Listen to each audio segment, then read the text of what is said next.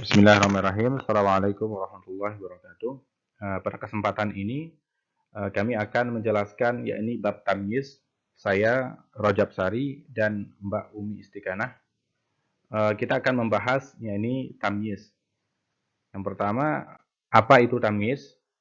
Tamyiz itu adalah isim nakirah yang mengandung arti mim yang berfungsi menjelaskan sesuatu yang masih global atau bersifat yang masih umum. Mujmal dari isim atau jumlah sebelumnya. Sedangkan ada berpendapat Ali Ridho dalam bukunya Al-Lughatul Arabiyyah mengatakan bahwa tamyiz adalah isim nakirah yang mengandung arti menjelaskan kata-kata sebelumnya.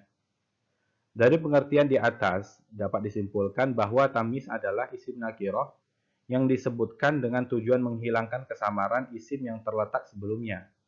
Atau dengan kata lain bahwa tamyiz merupakan keterangan pembeda terhadap pengertian yang belum jelas pada kata-kata yang sebelumnya. Lebih lanjut, dijelaskan bahwa isim nakirah itu mengandung pengertian dari mim. Selanjutnya, syarat-syarat tamyiz. Apa itu syarat-syarat tamyiz? Wala yakunu tamyiz illa nakiratan wala yakunu illa ba'da tamamil kalami bil makna. Tidaklah tamyiz itu terbentuk kecuali nakirah dan tidak pula terbentuk kecuali sesudah kalam sempurna dengan makna yang telah dikemukakan pada bab hal, atau yakni hendaknya terletak sesudah jumlah kalimat yang sempurna. Adapun yang menasabkan kepada tamyiz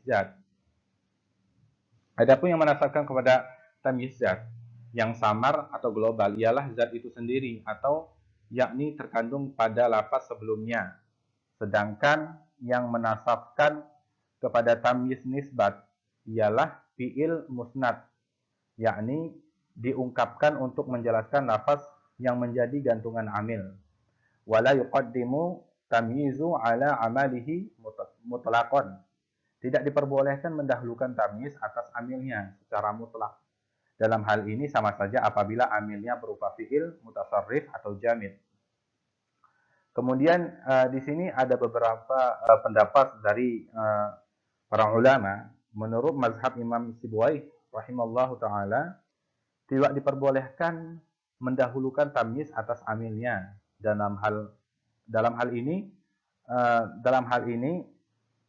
sama saja apakah amilnya berupa fi'il, mutasarrif atau selain mutasarrif. Untuk itu tidak diperbolehkan mengatakan misalnya nafsan toba zaidun, sebagaimana tidak diperbolehkan pula mengatakan indi dirhaman aishrun. Akan tetapi Imam Kisai, Imam Muzini, dan Imam Mubarrad semuanya memperbolehkan mendahulukan tamyiz atas amilnya yang mutasarrif. Untuk itu menurut mereka memperbolehkan mengatakan seperti contoh-contoh di bawah ini.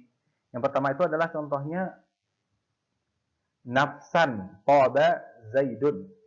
Yang kedua itu adalah syaiban ista'ala ra'si.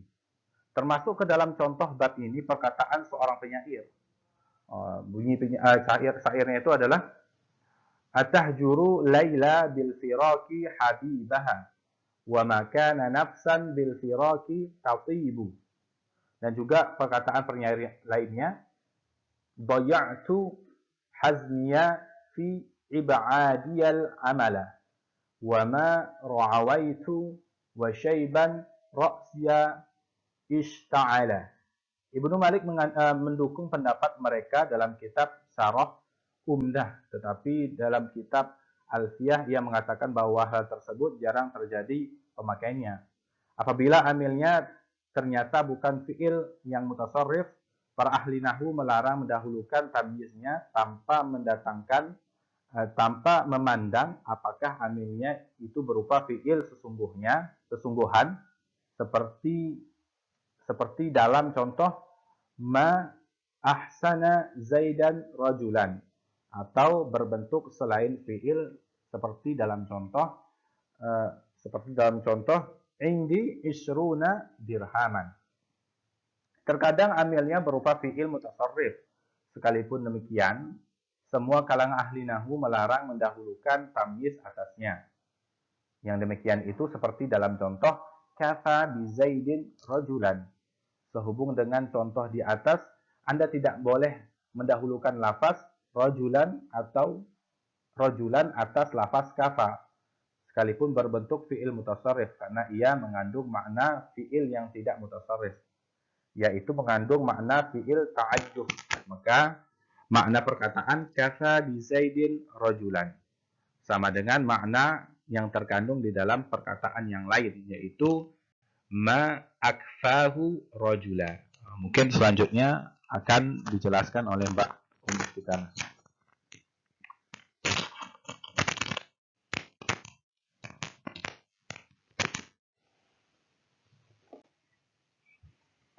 Baiklah, di sini saya akan melanjutkan penjelasan dari Mas Rojab. Nah, selanjutnya yaitu jenis-jenis tamyiz.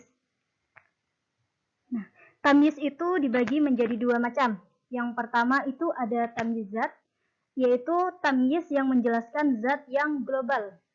Nah, yang kedua itu ada tamyiz nisbah, yaitu tamyiz yang menjelaskan nisbah yang global. Nah, berikut ini akan kita uraikan dari masing-masing jenis tamyiz tersebut.